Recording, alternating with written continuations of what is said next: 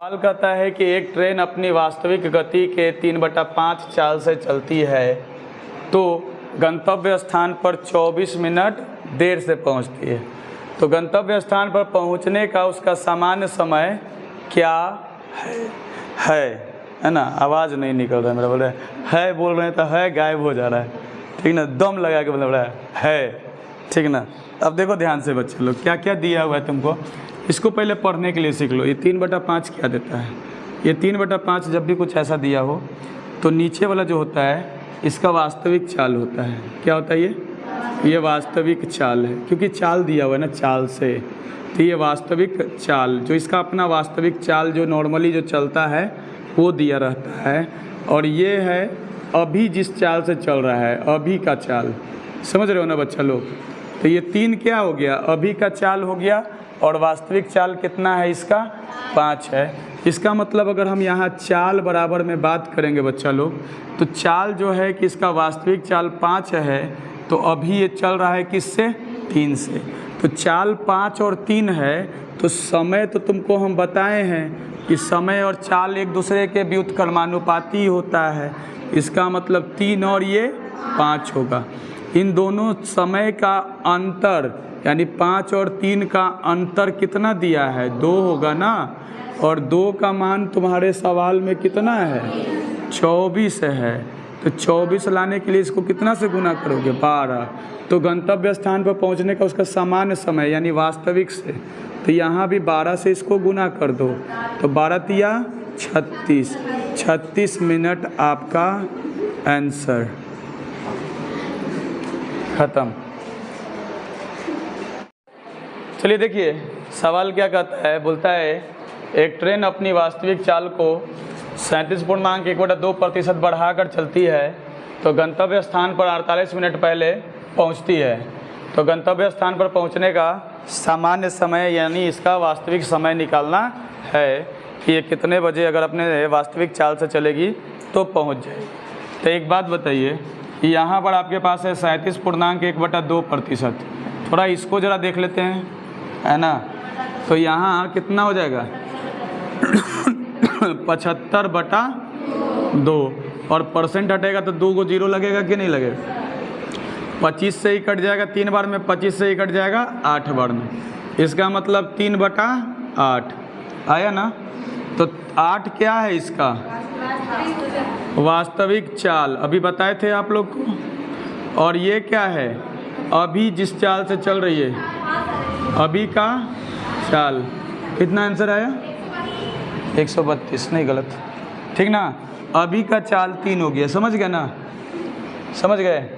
अब देखिए ध्यान से, आपके पास क्या बोला है कि चाल आपके पास, देखो बच्चा लोग समझ लो ध्यान से कि चाल आपके पास क्या बोला है। चाल कहता है क्या ना कि चाल बढ़ा कर चल रहा है। इसका मतलब क्या है, इसका वास्तविक चाल कितना है 8, लेकिन ये बढ़ा कर चल रहा है। कितना बढ़ा के चल रहा है, 3।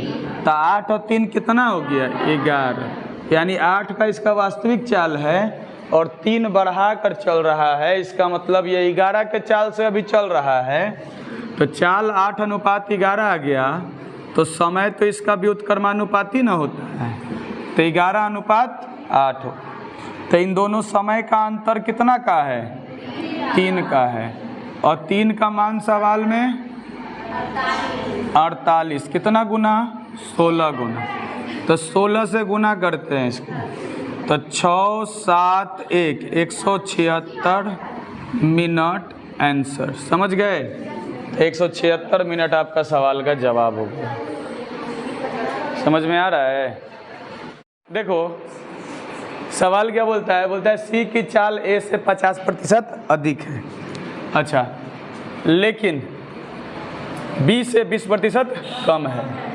जितनी दूरी को ए 45 मिनट में तय करता है, उसी दूरी को बी कितने समय में तय करेगा, यही बताना है। तो यहाँ 3 लोग हैं, ए, बी और सी, है ना। देखो ए, बी और सी। यहाँ परसेंटेज का बात किया है, तो 50% को आप क्या लिख सकते हो, 1/2 लिख सकते हो। 50/100 होगा ना, कटेगा तो 1/2 ना होगा। ये सब बताया नहीं जाता, ये सब डायरेक्ट होता है, ठीक ना।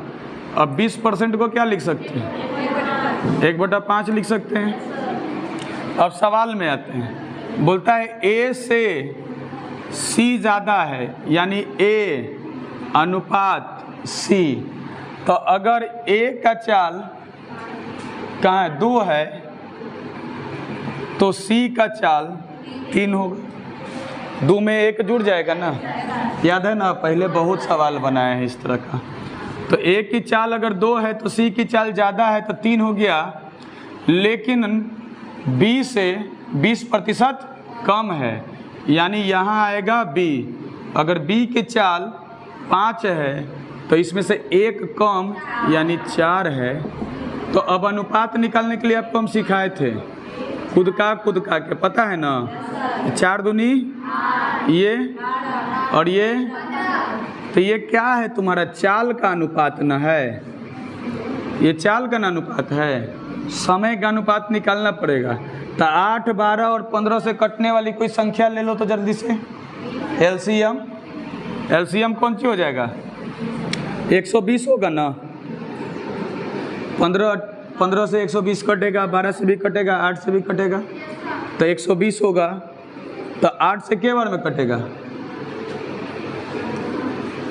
बोलो, 15 बार में। कितना बार में?